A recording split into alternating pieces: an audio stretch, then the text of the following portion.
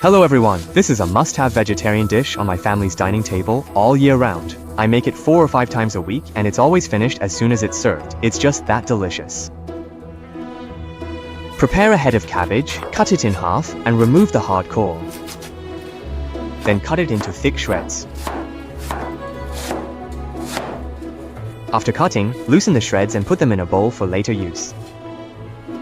Slice an appropriate amount of carrot. Then cut the slices into shreds. After cutting, place them on a plate and cut a few scallions into sections. Prepare 4 fresh eggs and crack them into a bowl for later use. Prepare a sauce.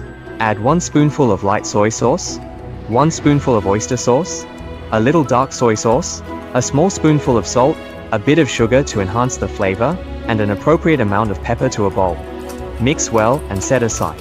First, heat a little cooking oil in a pan. Once the oil is sufficiently hot, carefully pour in the beaten eggs. Stir-fry the eggs gently until they are completely set, then break them up into smaller, more manageable pieces. Add the shredded cabbage, turn the heat to high, and stir-fry until just cooked.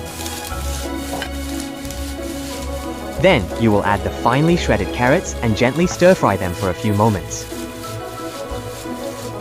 Next, pour in the prepared sauce, stir-fry on high heat for 20 seconds, making sure the sauce is evenly mixed and fragrant and that you get that wok aroma. Finally, add the chopped green onions, stir-fry everything evenly, and it's ready to serve.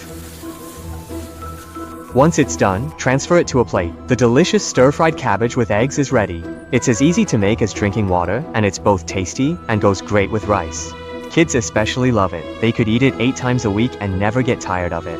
If you enjoyed this, remember to like, comment, and save the video. See you in the next one.